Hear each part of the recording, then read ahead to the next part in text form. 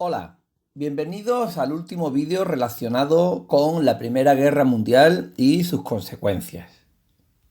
Como veis en el índice, veremos el último apartado denominado la época de entreguerras. Visualizando la cronología del siglo XX, en el primer vídeo analizamos cuáles eran las causas de la Primera Guerra Mundial. En la segunda semana estuvimos viendo, pues la Primera Guerra Mundial, cómo se desarrolló y cuáles fueron sus consecuencias. Y esta semana vamos a ver ese periodo de la época de entreguerras. Es decir, el periodo que va de la Primera a la Segunda Guerra Mundial. Pero vamos a verlo un poco más despacio. En nuestro libro de texto, este contenido corresponde con el tema 6, de la página 138 a la 149.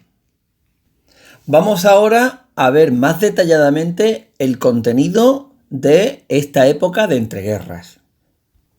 Los apartados de este tema van a ser 4. La Revolución Rusa, el auge del fascismo y el nazismo, los felices años 20 y el crack del 29. Cuando todavía no había acabado la Primera Guerra Mundial, Rusia se retira de esa guerra debido a la situación en la que se encontraba. Hay que preguntarse cuáles fueron las causas de la Revolución Rusa y cómo era ese país, en qué situación se encontraba y cómo dio lugar al inicio de una revolución. En segundo lugar, pues nos preguntaremos en el desarrollo en qué consistieron la Revolución de 1905 y sobre todo la propiamente conocida como Revolución Rusa, la de 1917. Y finalmente habrá que preguntarse, pues cuáles fueron las consecuencias de esa revolución, que principalmente van a ser dos.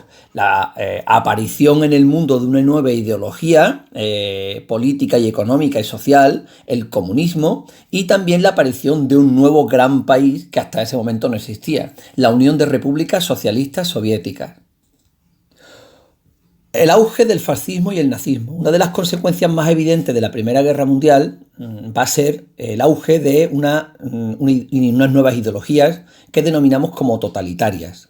Habrá que preguntarse las causas de ese fascismo, porque ocurrieron, y analizar un poco fundamentalmente su aparición en la Italia de Mussolini y en la Alemania nazi de Hitler. Finalmente habrá que ver también cuáles fueron las consecuencias, que la principal de ellas va a ser la Segunda Guerra Mundial.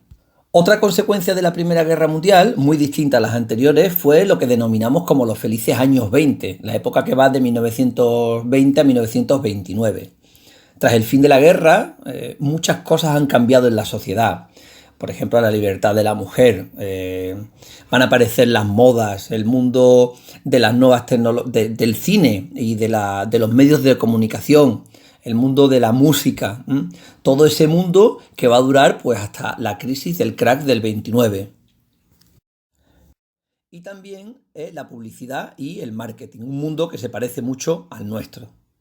Finalmente, el último punto de este apartado sería precisamente el momento en el que acaban esos felices años 20, el crack del 29. El crack del 29 va a significar la mayor crisis del siglo XX en el mundo y los intentos de solucionarlos van también a cambiar, la faz del mundo.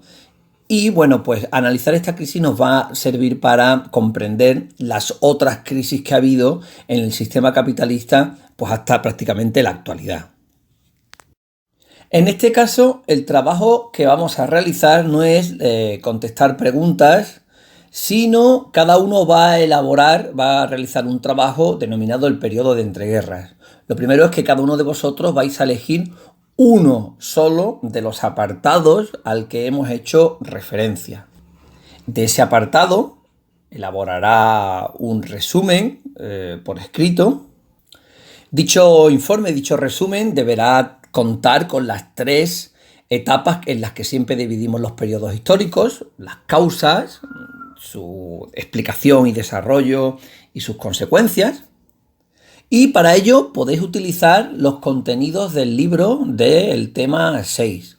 Pero como no quiero que sea simplemente un resumen del tema, copiar ese apartado, deberéis incluir una bibliografía adicional en vuestro trabajo. Deberéis comentar al menos 2 vídeos vistos en YouTube o en otros portales y comentar también las 2 páginas que habéis utilizado para desarrollar este tema.